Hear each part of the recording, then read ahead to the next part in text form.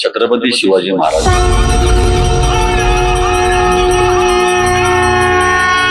उनकी प्रेरणा ना आजकल के सब युवा को, जो बच्चे छोटे छोटे, उनको मालूम चाहिए। Who is सुशील दादा मोजर? मुझे पॉलिटिक्स जिंदगी में कभी करना ही नहीं, मुझे सोशल वर्क करना है। यूथ आइडल समझता है आज के ये कलयुग में। यूथ जो क्रिमिनल लोग हैं ना, उनको आइडल समझता है आजकल। ये बहुत गलत चीज है। ये नियमत नहीं है। दुबई गवर्नमेंट याला परमिशन देता नहीं। एक गांव में अगर कोई रहता है और वहां से पूरा गांव उठा के दूसरी जगह गांव बसाना है, इट्स नॉट अ जोक। क्या क्या चेंजेस आप देखना चाहते हो अभी सोसाइटी में? नशा चालू करते, क्योंकि उनके पेरेंट्स गांव में रहते, गांजा रहे या फिर एमडी का टैबलेट्स रहे, ड्रग्स रहे, उसमें धीरे धीरे नशे में। तो वो आपका एक मोटिवेशन क्या रहता है? श्रीमान छत्रपति उदयन महाराज मेरे गुरु है, मेरे भगवान भी वही है। क्योंकि आपकी नियत हेल्प करने की है। मुलीचा जेव्हा जन्म होतो तेव्हा लक्ष्मी आली आपल्या घरी, असं समजतात। अगर आपने माता पिता का सम्मान किया ना, तो किसी भगवान के पास जाने की जरूरत नहीं। आप ठराविक पुरुष लांडग्याच्या रूपामध्ये फिरायला लागले। सो सर, अभी जो दुबई में इतना वॉर का सिचुएशन चल रहा है, Thousands of Indians stranded in UAE are waiting for a way home. उसके लिए भी आई थिंक आपका कुछ योगदान है। को-इवॉल्व पॉडकास्ट में आज हमारे साथ है एक ऐसी शख्सियत जिन्होंने समाज सेवा के दायरे को ग्लोबल पहचान दिलाई है। महाराष्ट्र के युवाओं को नेतृत्व, सेवा, नशे की लत से बचाने और राष्ट्र के प्रति जिम्मेदारी की दिशा में प्रेरित कर रहे हैं। उन्हें सही दिशा देने वाले रक्षक प्रतिष्ठान के संस्थापक श्री सुशील दादा मोजर। भारत और दुबई के बीच हाई लेवल नेटवर्किंग और व्यावसायिक सेतु बनाने वाले सुशील जी को हाल ही में उन्हें उनके सामाजिक योगदान के लिए इस्तांबुल में अंतर्राष्ट्रीय स्तर पर सम्मानित किया गया है। आज हम उनसे समझेंगे नेतृत्व, सेवा और एक ग्लोबल विजन के पीछे की मानसिकता। वेलकम मिस्टर सुशील दादा मोजर। नमस्ते सर, आपका स्वागत है हमारे पॉडकास्ट में। आपकी जर्नी काफ़ी मतलब सोशल वर्क में रही है, तो आई एम वेरी क्यूरियस कि बचपन से आपका कैसे सफ़र रहा है। आप थोड़ा बताइए अपने माइलस्टोन्स के बारे में। एक्चुअली बचपन हमारा रूरल एरिया में गया है। 17 डिस्ट्रिक्ट में वाई करके है। वो भले थोड़ा सा छोटा सा सिटी है, लेकिन एक्चुअली रूरल जैसा ही है वो बहुत। तो बचपन मेरा उधर गया एक्चुअली। मेरे जो दादाजी थे, वो जो गांव के जो अभी पाटिल बोलते, जैसे हिंदी में मुखिया बोलते हैं, वैसे मेरे दादाजी पाटिल थे हमारे गांव के, ऐसा। तो वहाँ से मेरा जर्नी चालू हो गया फिर। और हम एक्चुअली फार्मर है, मतलब एक्चुअली हम फार्मर फैमिली से बिलोंग करते हैं हम लोग सब। और मेरे चाचा, मेरे दादाजी सब फार्मर। लेकिन मेरे पिताजी थोड़ा एजुकेटेड है, एजुकेशन पूरा उन्होंने किया, इसलिए वो फिर एजुकेशन जैसे कंप्लीट किया तो मेरे पिताजी का एजुकेशन वाडिया कॉलेज में हुआ। ये पूना में वाडिया कॉलेज है, वो टाइम के मेरे पिताजी ग्रेजुएट है। तो वहाँ से फिर मेरे पिताजी गोदरेज को जॉब के लग गए। गोदरेज जो बॉम्बे में था ना, बॉम्बे में है एक्चुअली, उधर जॉब को थे। फिर वहाँ से जो डैम का काम चालू होने वाला था। हमारा जो गाँव है नाड़ेवाड़ी करके, वाइट के और अंदर एक रूरल है, वहाँ एक डैम का काम चालू होने वाला था। उसकी वजह से पूरा वहां से जमीन तो पूरा एक्वायर करता है गवर्नमेंट। वहां से फिर वो हमारा बहुत जमीन था उधर, 125-150 एकड़ जमीन था हमारा। लेकिन जब गवर्नमेंट एक्वायर करता है, एक्वायर करने के बाद फिर दूसरी जगह रिहेबिलिटेशन करता है जमीन का, दूसरी जगह लैंड देते, वो जमीन उतना बड़ा मिलता नहीं। फिर तो 4-4, 5-5 एकड़ जमीन वैसा हमको मिल गया। फिर हमारे पिताजी ने गोदरेज का जॉब छोड़ के फिर वापस शिफ्ट हो गए, क्योंकि हमारे जो वाइट तालुका के वो टाइम पे प्रतापराव भोसले करके थे जी। वो अभी एक्सपायर्ड हो गए, बहुत बड़े नेता थे, कांग्रेस के लीडर थे, वो बहुत ग्रास रूट से थे वो थे। और खासदार लक्ष्मण पाटिल करके भी थे, वो भी एक्सपायर्ड हो गए। वो भी बहुत अच्छे थे, दोनों बहुत अच्छे इंसान थे। तो उनकी वजह से मेरे पिताजी इधर आ गए फिर। और अगर गाँव में कोई तो एजुकेटेड चाहिए, जो लोगों को रिहेबिलिटेशन अगर करते एक जगह से दूसरी जगह, तो कोई तो एजुकेटेड चाहिए। इसलिए फिर मेरे पिताजी ने जॉब छोड़ दिया और गांव में आ गए फिर। और लोगों का फिर यहाँ से सब एक गांव में अगर कोई रहता है और वहां से पूरा गांव उठा के दूसरी जगह गांव बसाना है, इट्स नॉट अ जोक। हाँ, तो वैसे हिसाब से मेरे पिताजी ने पूरा किया। अच्छा। इसलिए मेरे पिताजी से ही ये मुझे हमारे घर में है कि जी। लोगों के लिए कुछ करना है, ऐसा है थोड़ा सा। तो वहां वो- से आपको वहां से जी इंस्पिरेशन जी मिली। वहां से इंस्पिरेशन जी। मुझे पिताजी से मिली। तो आपका एजुकेशन कहाँ हुआ फिर? मेरा एजुकेशन थोड़ा सा सेंट थॉमस स्कूल करके है वाई में, वहाँ नर्सरी केजी हो गया। उसके बाद 17 में सेंट पॉल स्कूल करके है, वहाँ मेरा एजुकेशन हो गया जी पूरा। जी। तो आपने करियर की शुरुआत कहाँ से की, मतलब? मेरा करियर का शुरुआत वहाँ से, फिर एजुकेशन में स्कूल में 7th 8th को था, तभी मैंने कराटे क्लासेस ज्वाइन किए थे वो टाइम पे। तो कराटे क्लासेस की वजह से मेरा जर्नी वहाँ से फिर स्टार्ट हो गया। मैं पूना में भी क्लासेस लेता था एजुकेशन के बाद। उसके बाद में फिर औरंगाबाद में बजाज कंपनी है, जी। अभी भी है, वो टाइम पे उनका बहुत बड़ा नाम था। तो उनके जो इंजीनियर्स है, उनके जो बजाज के कमांडोज थे, बजाज फैमिली थे, उनके रिलेटिव थे, उनको कराटे क्लासेस सिखाता था। वो टाइम से वो मेरा जर्नी चालू हो गया। उसके बाद फिर हमारे जो पूरे हिंदुस्तान के आराध्य देवत थे छत्रपति शिवाजी महाराज, जी। उनके जो वंशज है 13 वंशज श्रीमंत छत्रपति उदयन महाराज, तो उनके साथ मैं 1994 से हूँ साथ में। अच्छा। तो एक्चुअली मुझे प्रेरित उन्होंने किया जी। उनकी वजह से मैं जो कुछ आज बना हूँ, तो उनकी वजह से बना हूँ मैं जो कुछ आज। एक तरह से आपके गुरु। मेरे गुरु है, मेरे भगवान भी वही है। वाओ। सो आपने सबसे पहले कराटे आपने बोला, फिर उसके बाद बिजनेस वर्ल्ड में आप किस तरह से आए, मतलब फर्स्ट आपका बिजनेस वेंचर कौन सा था? मैं कराटे क्लासेस के लिए, मैं जैसे आपको मैंने बोला 94-95 में महाराज के पास गया। हमारे वो जो अभी जो रनिंग MP है 17 डिस्ट्रिक्ट के, वो छत्रपति उदयन महाराज, उनके पास गया। तो उन्होंने मुझे वो टाइम पे पंचगनी महाबलेश्वर में कुछ स्कूल्स थे, अच्छा। तो कम से कम 6-7 स्कूल्स उन्होंने मुझे दिए थे। मैं वहां जाके कराटे सिखाता था। तो वो टाइम पे मुझे मनी मेकिंग का आदत तब से लग गया। जी। आपकी तब एज क्या थी? मेरे हिसाब से 19-20 एज रहेगा मेरा। अच्छा, इतने जल्दी आप? 19-20 के जब मैं एज था, तभी से मैं 1.5-2 लाख रुपए वो टाइम पे कमाता था। वाओ, तो बहुत बड़ी बात है। जी। तो उसके बाद फिर आपने शायद पॉलिटिक्स में आपका एंट्री हुई आपकी? एक्चुअली पॉलिटिक्स में करता हूँ नहीं, मुझे पॉलिटिक्स जिंदगी में कभी करना ही नहीं। मुझे सोशल वर्क करना है, जी। मुझे लोगों के लिए काम करना है, वो आपकी प्रेरणा है? बस मुझे वही प्रेरणा है। सोशल वर्क के बारे में आप बता रहे थे, तो आपकी शुरुआत कहाँ से हुई सोशल वर्क में? सोशल वर्क के लिए मेरे स्टार्ट किया मैंने 94-95 में ही स्टार्ट किया मैंने। तो छत्रपति उदयन महाराज जस्ट पूना से एजुकेशन करके 17 में आए थे, 89-90 को वो आए थे। तब से जब से मुझे समझता है, मतलब तो वो टाइम पे मैं 18-19 साल का रहेगा, आई थिंक 18-19-20 साल का रहूँगा, तब से मैं महाराज के साथ ही, और उनकी प्रेरणा की वजह से ही मैं आज जी समाज सेवा कर रहा हूँ, लोगों की सेवा कर रहा हूँ। तो आपने एजुकेशन में सोशल वर्क चालू किया। Yes. तो आपका यूथ पे ज़्यादा फोकस रहता है। Yes. तो आप मतलब क्या आपका विजन है कि आजकल जो यूथ है उसमें क्या चेंजेस ज़रूरी है? बहुत अच्छा क्वेश्चन पूछा आपने। अभी आजकल अगर आप यूथ को देखें ना, तो यूथ किसको आइडल समझता है?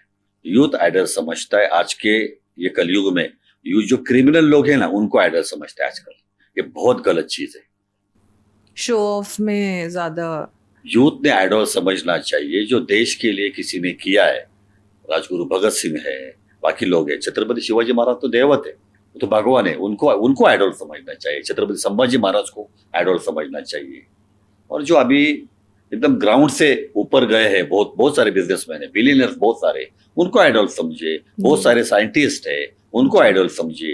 देश के लिए बहुत लोगों ने बलिदान दिया है, बहुत वीरगति बहुत प्राप्त किया है बहुत लोगों ने, उनको आइडल समझना चाहिए। ये बहुत गलत लोगों को आइडल समझते हैं आजकल, इससे प्रॉब्लम बहुत है। जी।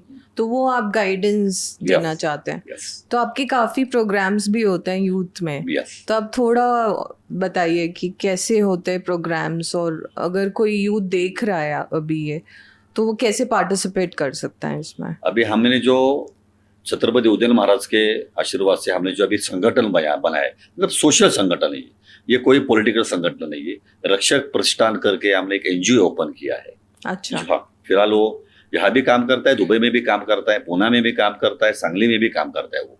और उसमें जब हम गांव में जाते हैं तो गांव जाते थे हम एक वहाँ का एक शाखा ओपन करते। जब हम शाखा ओपन करते तो कोई लोग स्पीच के लिए अवेलेबल नहीं रहता, जगह रहता नहीं, या फिर अवेलेबल रहता नहीं अवेलेबल वहाँ। लेकिन कई जगह लोग बोलते हैं कि दादा आपका स्पीच यहाँ 2 मिनट आप भाषण कीजिए, आपका स्पीच दीजिए, लोगों को आपकी भावना, आपका जो माइंड में क्या है लोगों को समझना है।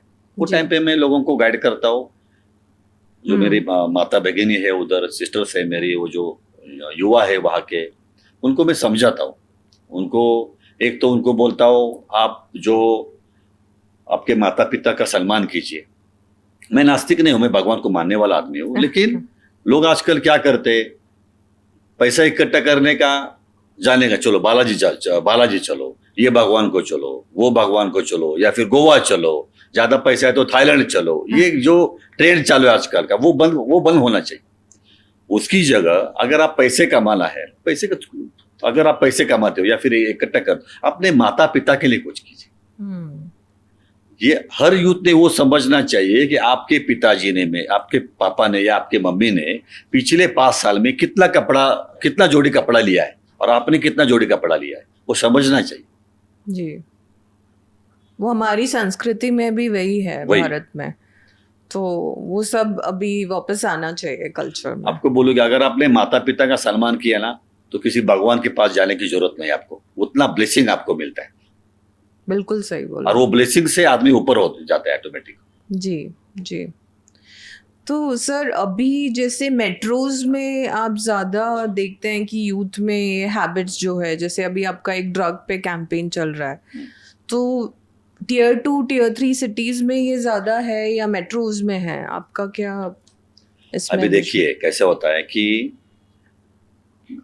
अगर गांव के लोग, मतलब 17 मतलब हमारा 17 डिस्ट्रिक्ट है, सिटी है, लेकिन जो आजू बाजू के लोग रहते हैं ना, वो उसको एजुकेशन के लिए या फिर एजुकेशन के बाद जॉब के लिए मेट्रो सिटी में आते हैं। जी। तो मेट्रो सिटी में ये लोग जब लोग रहते हैं तो वो फिर नशा चालू करते, क्योंकि उनके पेरेंट्स गांव में रहते हैं। पेरेंट्स को मालूम नहीं रहता, वहां उनको बॉदरेशन नहीं रहता। रात को अगर घर कितने बजे भी गए आप, तो पूछने वाला कोई नहीं रहता। उसकी वजह से धीरे धीरे फिर वो लोग गांजा रहे या फिर एमडी का टैबलेट्स रहे, ड्रग्स रहे, उसमें धीरे धीरे नशा लेना चालू हो रहा है आज। तो सिटी में तो है, मेट्रो सिटी में तो ऑफकोर्स है ही है, लेकिन ये धीरे धीरे ना ये गांव में भी चालू होने लगा जी। उसकी वजह से हमने फिर बीच में हमारे जो एसपी साहब है उनको भी निवेदन दिया है, आईजी साहब को दिया है, और मुख्यमंत्री उनको भी हमने भेजा है ये कि ये बंद होना चाहिए हमारे डिस्ट्रिक्ट में, मतलब सब जगह बंद ही होना चाहिए। ये बहुत गलत हो रहा है, क्योंकि नशा, एक बार नशा करने के बाद ना वो लड़का या वो लड़की आपके पिताजी को, आपके माताजी को उल्टा सुल्टा कुछ भी बकते, उनको नशे में समझ में नहीं आता कि वो क्या बोल रहे हैं अपने माता पिता को जी। और वो नशे के पैसे के लिए फिर कुछ भी उल्टा सुल्टा कदम उठाते हैं। उसके बाद फिर अपने माता पिता को ही क्या करते कि कुछ गलत बता के पैसा निकालते घर से, एजुकेशन के लिए एक्स्ट्रा फी है, एक्स्ट्रा क्लासेस है, ऐसे कुछ भी बहाना करके पैसा निकालते। वो बहुत गलत चीज हो रहा है फिलहाल। तो इसमें आपका काफी काम, हाँ, उसमें ज्यादा कंट्रीब्यूशन है जी। तो आप विमेन के लिए भी आई थिंक काफी प्रोग्राम्स करते हैं, तो थोड़ा उसके बारे में भी बताइए। अभी विमेन्स के लिए हमने जस्ट अभी डिक्लेयर किया परसों ही कि हमारे पश्चिम महाराष्ट्र में ये पहला उपक्रम है, मतलब पहला स्टेप्स उठाया हमने, ये भगिनी हेल्पलाइन करके। भगिनी मतलब सिस्टर जी। तो वो उसमें अपन एक एडवोकेट फाइनल करने वाले हैं, एक डॉक्टर फाइनल करने वाले हैं, और जिसको सोशल काम करना है ऐसे कोई 3 लेडीज अपन फाइनल करने वाले हैं। जो 5 लेडीज का कमेटी रहेगा, उसमें मैं भी नहीं रहूंगा, तो 5 लोगों का लेडीज का कमेटी रहेगा वुमेन्स का, और उसमें एक नंबर रहेगा। तो 17 डिस्ट्रिक्ट में किसी को भी, कुछ भी लेडीज को, कोई भी फीमेल को तकलीफ हो, मेरे कोई भी सिस्टर को तकलीफ हो, तो वो नंबर पे उसने खाली फोन करके उनको बताना है, तो सामने से अपॉइंटमेंट लेंगे। उसको अगर बहुत तकलीफ है तो वो गाड़ी लेके अच्छा। किसी जगह एडवोकेट का हेल्प चाहिए, किसी जगह पुलिस का हेल्प चाहिए, या फिर किसी और कुछ भी हेल्प चाहिए तो वो लोग उसके घर पे जाएंगे, उसको मिलेंगे।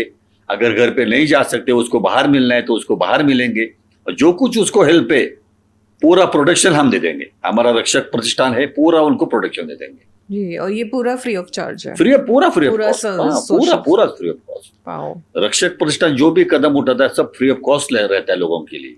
जी, आप काफ़ी सोशल वर्क जी। में एक्सपैंड हो रहे हैं। तो आपका नेक्स्ट 5 इयर्स का क्या विजन है? मतलब क्या क्या चेंजेस आप देखना चाहते हो अभी सोसाइटी में, जहाँ पे आपका मेन काम चल रहा है महाराष्ट्र में, अगर हम बात करें तो?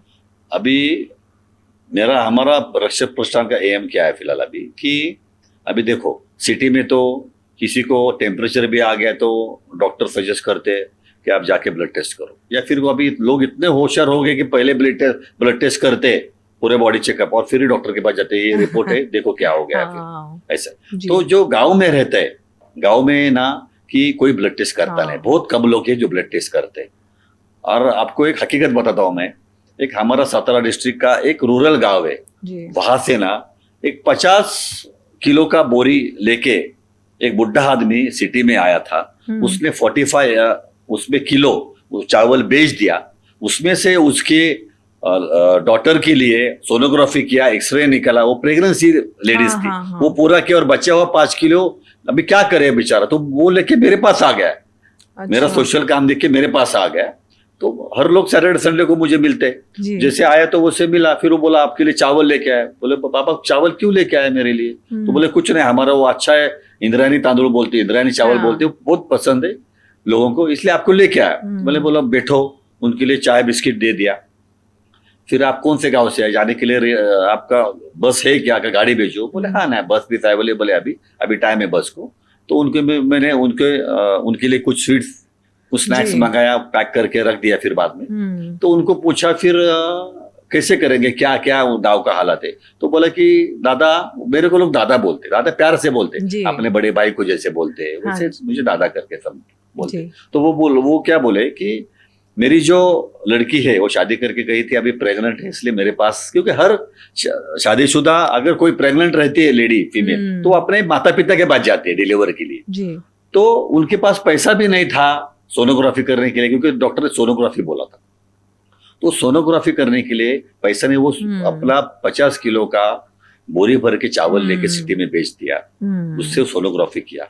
उससे मुझे वो प्रेरणा आ गई कि मुझे सोनोग्राफी का मशीन डालना है, मुझे एक्सरे का मशीन डालना है। मुझे अभी 17 डिस्ट्रिक्ट में मैं 2 महीने में चालू कर रहा हूँ। मुझे ये हर सिटी में करना है और मुझे गाँव में करना है, ताकि न प्रॉफिट न लॉस। अगर 150 रुपए में सोनोग्राफी होता है तो मैं 400-500 रुपए में सोनोग्राफी करके दूंगा उनका, जी।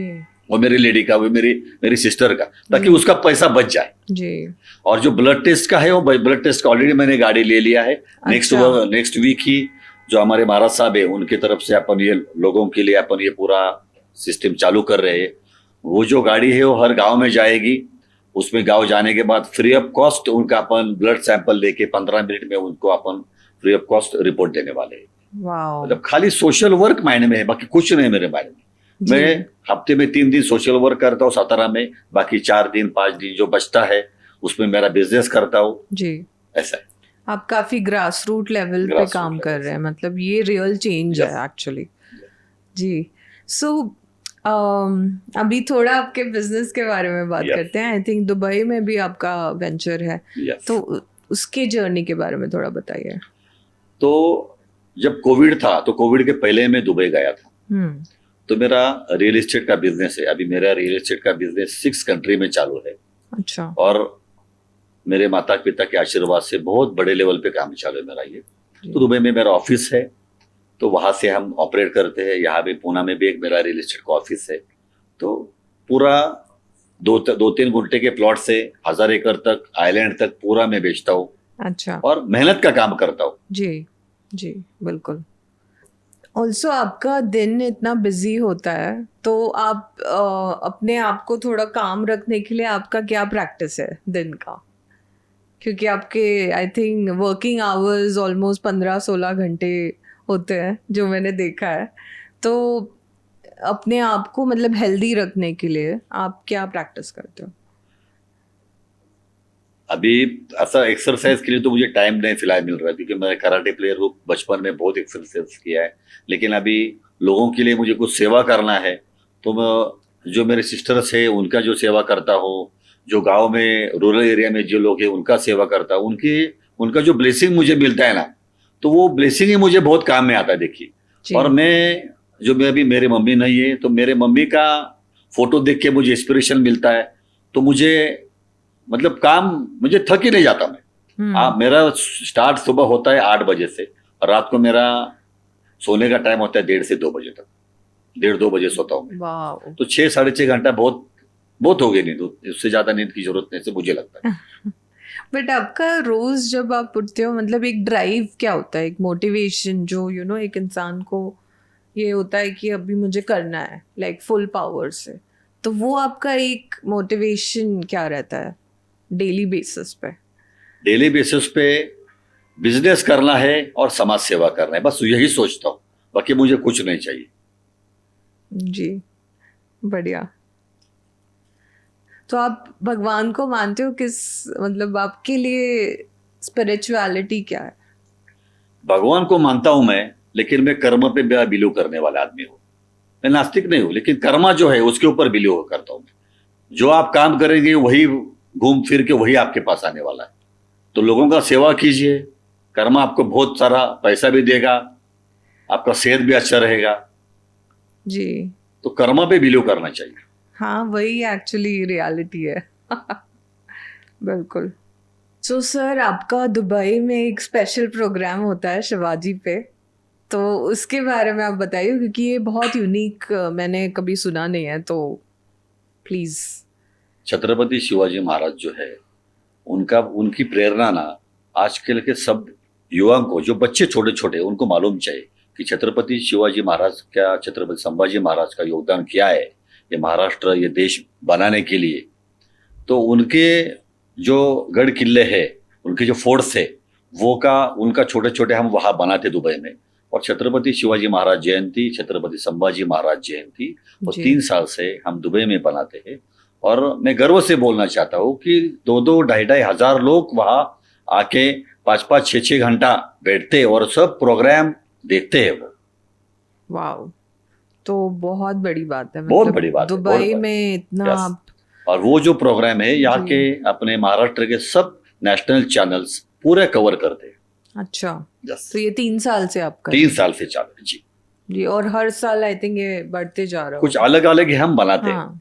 अभी ये टाइम पे हमने क्या किया कि नासिक से एक टीम है, उनको हमने दुबई में बुलाया है, और 85 गर्ल्स, बॉयज और वुमेन्स ऐसे लोगों को अपने वो लाठी काठी रहता है, वो लाठी काठी का 1 मंथ सैटरडे संडे को हमने उनको सिखाया, ट्रेनिंग दिया। जी। और छत्रपति शिवाजी महाराज के जयंती के दिन उनको, छत्रपति शिवाजी महाराज को अपने लाठी काठी से उनको मानवंदना दी अपने। अच्छा। सबसे गर्व से हम बोलना चाहते हैं। वहां के दुबई में एक प्रथा करके है संगठन, वो और अपना रक्षक प्रतिष्ठान, हम साथ में मिलके बहुत बड़े धूमधाम से मनाते हैं वो। जी, वाह, हम वीडियोस दिखाना चाहेंगे ऑडियंस को। यस, थैंक यू जी। और सर, आपका विमेन में जैसे मेडिकल में आप बता रहे थे, और भी आपने कुछ प्रोजेक्ट्स लॉन्च किए हैं, तो उसके बारे में और बताइए। मेरी एक बहन ही है, सिस्टर मेरी पूना में रहती है, तो नाम नहीं लूंगा मैं। तो वो अभी हम मतलब हमारा रक्षक प्रतिष्ठान और उनका है, वो हम टाइप करके फिलहाल सातारा डिस्ट्रिक्ट में हम चालू करने वाले कैंपेन। वो 4 घंटे का ट्रेनिंग कोर्स लेगी वो मेरी बहन, और उसमें 4 घंटे में हर मेरे सिस्टर को एकदम उनको अच्छे लेवल पे हम सिखाएंगे, मतलब वो मेरी बहन सिखाएगी। और 4 घंटे में वो अगर कोई भी आदमी उनके नजदीक आने का ट्राई करेगा तो 4 घंटे में इतना सीखेगी वो कि वो आदमी को ढेर कर देगी। वाह, तो बहुत जरूरी है अभी तो सेल्फ डिफेंस के लिए हम बहुत ट्राई कर रहे हैं उसको। अभी नेक्स्ट वीक में ही चालू कर रहे हैं। जी जी। और ब्लड टेस्ट का भी आप बता रहे थे कि कुछ आपने एक वैन बनवाई है। जी, एक वैन, जी हमने एक वैन बनवाई है। अभी नेक्स्ट वीक ही उसका लॉन्चिंग है। हमने एक वैन भी बनवाई है, उसके साथ कैसे कि अगर वो वैन जो है वो सिटी में तो घूम सकती है लेकिन गांव में नहीं जा सकती। अगर पहाड़ के ऊपर कुछ गांव है तो वहां नहीं जा सकती। तो उसके लिए हमने एक ब्रीफकेस लिया है ऐसा बड़ा, उसमें हमने सब मशीनरी टाइप करके लिया है। तो हर एक एरिया में जाएगी वैन हमारी, और जिसको जिसको जरूरत है, जरूरतमंद को, वो लेडीज रहेगा, जेंट्स रहेंगे, कोई भी रहेगा, उनको अपन free of cost blood test ready करके दे देंगे। 15 मिनट में उनको रिपोर्ट मिलेगा, रिपोर्ट लेके वो जाएंगे वहां से। तो आपने ये अभी सातारा से स्टार्ट किया है, बट आपका आगे एक्सपेंशन का पूरे भी plan महाराष्ट्र तो में है। मुझे ये करना है और सबके लिए फ्री ऑफ कॉस्ट करना है मुझे। बहुत ही बढ़िया है सर जी। जी। सो आपका एक मैसेज यूथ के लिए आज अगर आपको कुछ बोलना है सब यूथ के लिए, तो वो क्या होगा? नशा नहीं करना चाहिए। अगर कोई नशा करता है तो उन्होंने नशा छोड़ना चाहिए, अपने माता पिता का सम्मान करना चाहिए और मोटिवेट होना चाहिए कि मैं ये कर सकता हूं, क्यों नहीं कर सकते आप। जो अगर आपके माइंड में है मुझे बड़ा बनना है तो आप बड़ा बन सकते हैं। उसके लिए आपको स्ट्रगल करना है। रात को 3 बजे या 4 बजे सोने वाला ही कुछ कर सकता है, या फिर 3-4 बजे सुबह उठने वाला ही कुछ कर सकता है। जी। और एम्प्लॉयमेंट के बारे में भी आप काफ़ी काम है आपका, तो उसके बारे में बताइए कि मतलब आपका क्या विजन है? एम्प्लॉयमेंट के लिए 17 डिस्ट्रिक्ट में हम कैंपेनिंग रन किया है।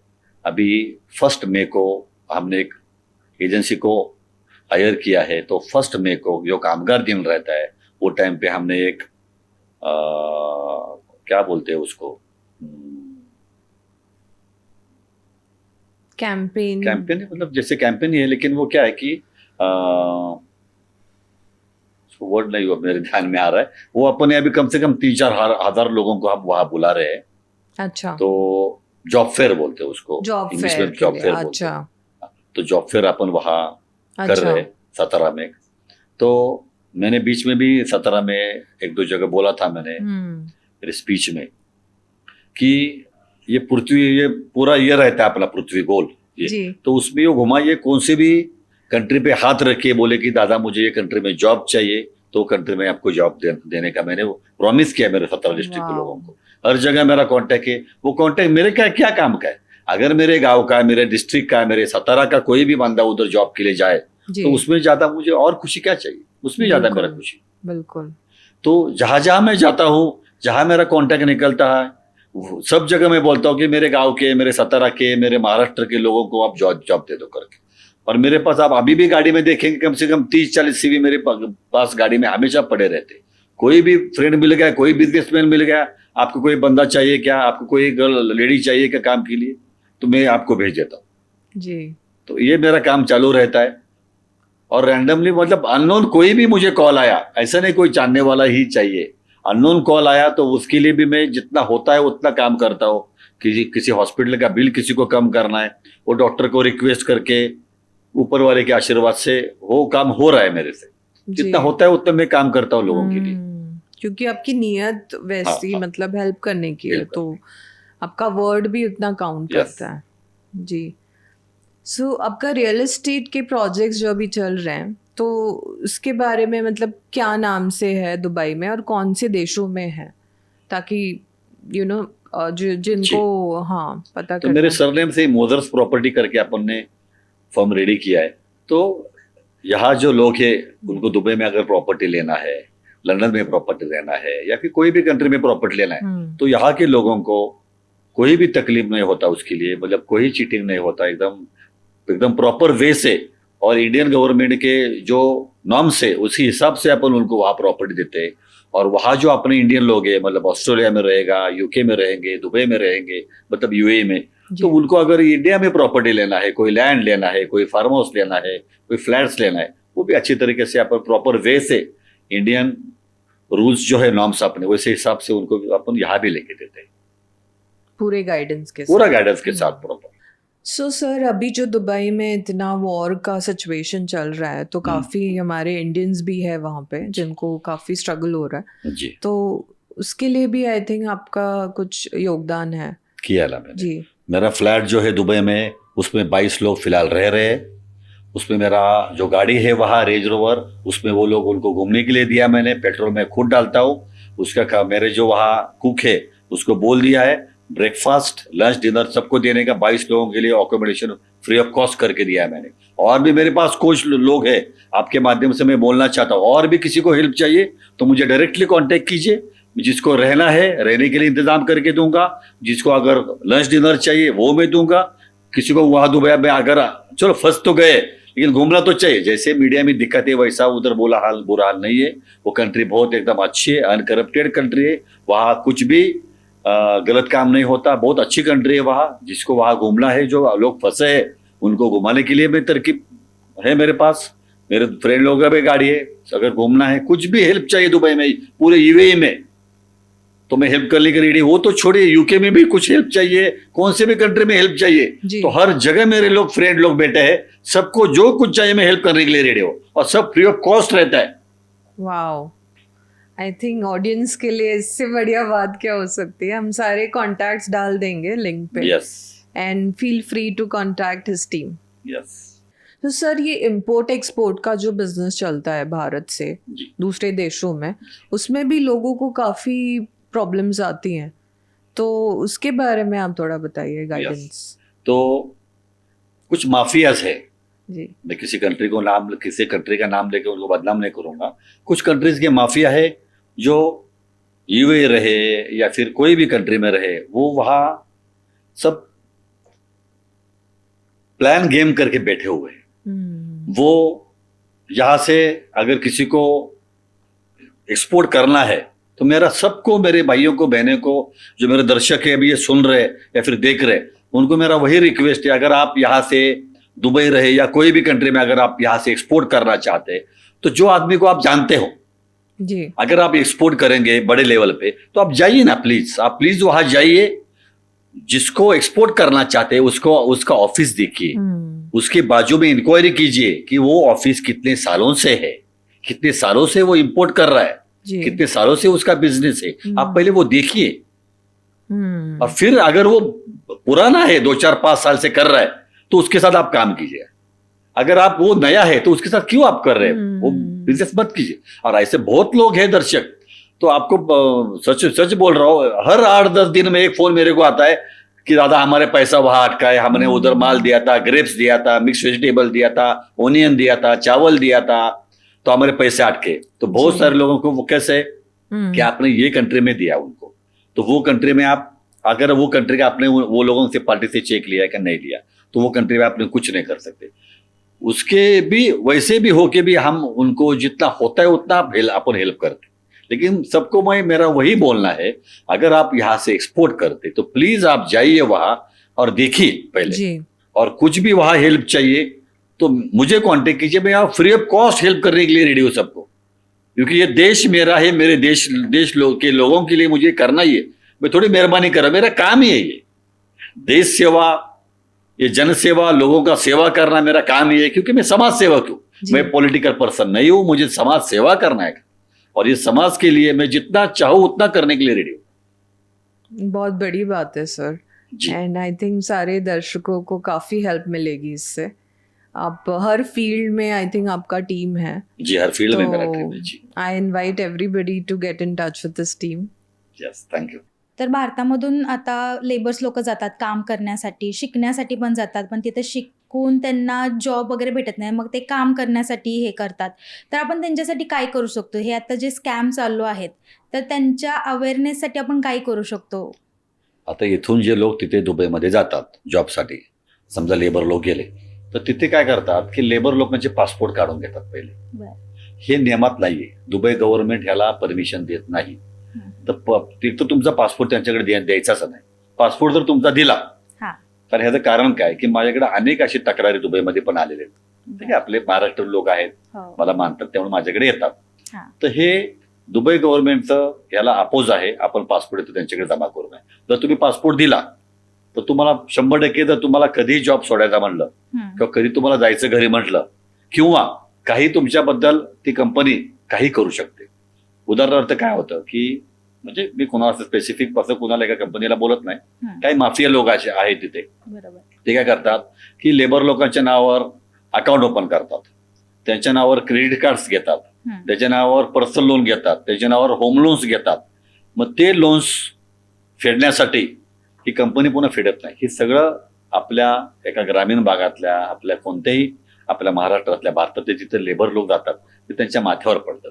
ओके. तर तिथून त्यांचं पूर्ण उद्योगतीला लागतात ते लोक सगळे, आणि खूप त्यांचं म्हणजे वाईट तिथे हाल होतात सगळ्यांची. तर त्यासाठी काय केलं पाहिजे, आपण एक तो पासपोर्ट जमा करायचा नाही आणि थोडंसं हुशार राहिलं पाहिजे आपण. आता सपोज मी गेली दुबईमध्ये आणि माझ्यासोबत ही गोष्ट घडत आहे, हे मला कसं समजणार? ॲट द एंड मला समजणार की आता माझ्यासोबत घोटाळा झालाय, पण मला सोबत घोटाळा होऊ नये यासाठी मी काय केलं पाहिजे? तुम्हाला मगाशी तेच सांगितलं की आपला पासपोर्ट, आपण जॉबला लागलेला, आपण नोकरीला लागलो, आपला पासपोर्ट कोणाकडे द्यायचा नाही. पासपोर्ट हे महत्वाचं आहे. आणि तुम्हाला काही जाणवलं ना काही दुबईमध्ये, तर दुबई पोलीस एकदम स्ट्रॉंग आहे. दुबई पोलीसचा जो नंबर आहे त्या दुबई पोलीसच्या नंबरवर डायरेक्ट फोन करायचा, तिथे लगेच दुबई पोलीस मदत करतात. तुम्हाला पगार तुमचा लवकर नाही मिळाला, तुम्हाला काय प्रॉब्लेम वाटला विजाबद्दल, तिथं लेबरमध्ये ऑनलाईन, आणि तिथं मेन काय आहे की लेबरमध्ये आपल्या जायची गरज लागत नाही भारतासारखी. ऑनलाईन लेबरमध्ये आपण डायरेक्ट कंप्लेंट नोंदवू शकतो. लेबरमध्ये कंप्लेंट नोंदवली तर लेबरवाले 2 तासामध्ये आपल्या ऑफिसला पोहोचतात. ओके. पोलिसांना आपण फोन केला, 2 तासाच्या आतमध्ये आपल्या पोलीस आपल्या ऑफिसला येतात हा. आणि परत लगेच मदत करतात. ओके. दुबईमध्ये शिवी देणं ही गुन्हा आहे. ओके. तुम्हाला कोणी अपशब्द वापरत असेल लगेच दुबई पोलिसांना कॉन्टॅक्ट करा, असं मला सर्वांना सांगावंसं वाटतं. आता कॉलेजच्या मुली आहेत, मुलं आहेत, हे जसं वाईट नशेला लागतात, तसं आता कमी वयामध्ये प्रेम प्रकरण म्हणा किंवा त्याच्यामुळे सुसाईड करतायत, तर त्यांना तुम्ही काय सांगू शकता की आधी शिक्षण महत्त्वाचं का हे महत्त्वाचं? त्यांनी कोणाला जास्त महत्त्व दिलं पाहिजे? आता बघा, तुम्ही खूप चांगला प्रश्न विचारला. आपले वडील, आपली आई आपल्या मुलीचा जेव्हा जन्म होतो तेव्हा लक्ष्मी आली आपल्या घरी असं समजतात. हो. ते खुश होतात. आजकालची पिढी खूप खुश होते आपल्या घरी लक्ष्मी आली म्हणून. बरोबर. आणि त्या मुलीला, त्या लक्ष्मीला लहानाचं मोठं हाताच्या फोडासारखं सांभाळतात 18-20 वर्ष. वडील आई किती त्रास घेतात की त्यांना माहिती नाही. त्यांना एज्युकेशन देतात, पूर्ण एज्युकेशन त्यांचं पूर्ण होतं. ज्यावेळेला एज्युकेशन पूर्ण होतं त्यावेळेला एका अनोळखी मुलाबरोबर, कोणत्याही मुलाबरोबर 1 महिना 2-6 महिन्याच्या प्रेमामध्ये ती मुलगी आई वडिलांना लाथाडून, आई वडिलांचं घर सोडून पळून जाते आणि त्या मुलाबरोबर लग्न करते. विचार करा त्या आई वडिलांवर, त्या वडिलांवर काय वेळ असेल. बरोबर. हाताच्या फोडासारखं सांभाळतात मुलीला आणि तुम्ही लग्न डायरेक्ट पळून जाऊन करता. त्यांच्या हे न लक्षात येत करता नाही. आई वडिलांना आपला अनुभव आहे. ठीक आहे, तुमचं प्रेम झालं कोणावर, सांगा ना आई वडिलांना की माझं प्रेम झालं, हा मुलगा बघा कसा आहे, हा नशा करतोय का, काय जर पहिलं लग्न झालंय, तो काही वाईट मार्गाला गेलाय का, तो हे चेक करा. चांगला असेल तर सांगा आई वडिलांना. आई वडील हे मुलीला खूप प्रेम करतात. आई वडील मुलीचं लग्न लावून देतील ना, पळून जाऊ नका ना. बरं, काही मुली अशा ते घरातून काय पैसे, बॅलन्स, काय डागडंगने पण घेऊन पळून जातात मुली. हे चुकीचं आहे ना. चुकीचं आहे. अजून एक खूप नाजूक प्रश्न विचारते. रिसेंटली सातारामध्ये जी घटना घडली, लहान मुलीवरती चुकीची गोष्ट घडली, तर आता हे पुणे, मुंबई, दिल्ली सारख्या शहरात होतं, तर आता आपल्या साताऱ्यामध्ये व्हायला लागलंय. तर यासाठी आपण काय करू शकतो? हे गोष्ट सातारा छोट्या छोट्या गावामध्ये अशा गोष्टी घडतात आणि ते पण एकदम लहान, निरागस. त्या मुलीची काही चुकी, तिला अजून माहिती नाहीये जग काय आहे. तिच्यासोबत जर हे असं घडायला लागलं तर आताची पिढी सुरक्षित आहे का? आता कसं झालं पाहिजे की काही ठराविक पुरुष लांडग्याच्या रूपामध्ये फिरायला लागलेले. बरोबर. त्यांना माणुसकी राहिलीच नाही त्यांना. बरोबर. म्हणजे आपण फक्त काय की आपल्या लहान मुलींना घ्या किंवा मुलांना घ्या, आपण त्यांना वळण नीट लावलं पाहिजे, त्यांना समजून दिलं पाहिजे. जे आजकाल बॅड टच, गुड टच जे आहे ते स्कूलमध्येही शिकवलं जातं त्यांना. बरोबर. आणि आपल्या लहान लेकरांवर, लहान मुलींवर आपण लक्ष ठेवलं पाहिजे त्यांना. आणि त्याला थोडंसं ट्रेनिंग दिलं पाहिजे आपल्याला.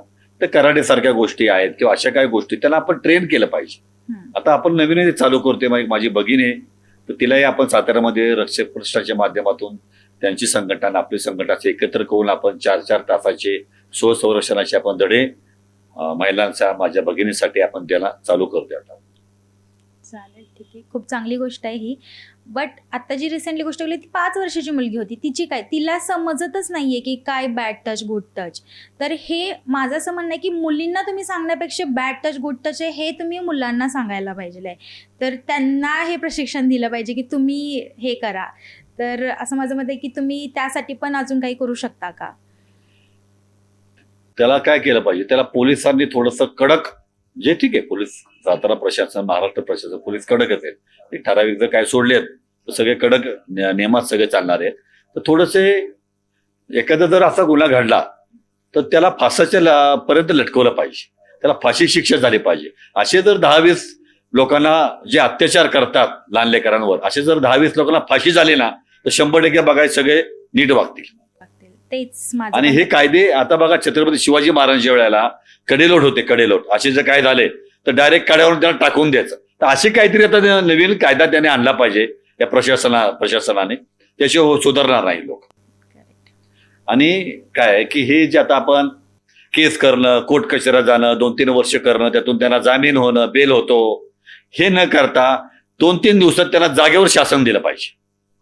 जे काही देशामध्ये चालू आहे तसं असं पटकन शासन दिलं ना म्हणजे हे लोक वटणीवर येतील आणि कायद्याचा धाक राहील, त्याचं स्वतः धाक कमी झालेला आहे. खूप छान. हे अंमलात आणलं पाहिजे.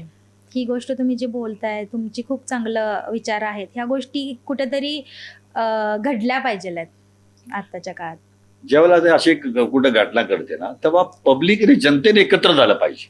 बरोबर. आणि अशा ठिकाणी जनतेने एकत्र, ठीक आहे ना, म्हणजे असं बोलत नाही की त्यांनी कायदा हातात घ्यावा, पण साधारण असं काहीतरी वेगळा विचार करावाच लागेल. पण त्याशिवाय प्रशासन तो कायदा आणणार नाही, कारण प्रशासनाने तो कायदा आणला पाहिजे. आता मध्ये काय गोष्टी घडल्या बघा, आता तिकडे कल्याण डोंबिवली साईडला, तर प्रशासनाने चांगला निर्णय घेतला, त्याला काउंटर केलं, म्हणजे त्याला मारलं, त्याला पोलिसांनी गोळ्या घालून मारलं त्याला. ठीक आहे, त्यांनी बंदूक काढून किंवा काय जे काय एक्सवायझेड झाला असेल विषय, पण हे निर्णय किंवा हे असं झालं पाहिजे, बरोबर. त्याशिवाय कायद्याचा धाक वाढणार नाही. बरोबर बोलला तुम्ही. Okay, sir. So rapid fire. जी जी, Ready? Ready always ready, 24 hours.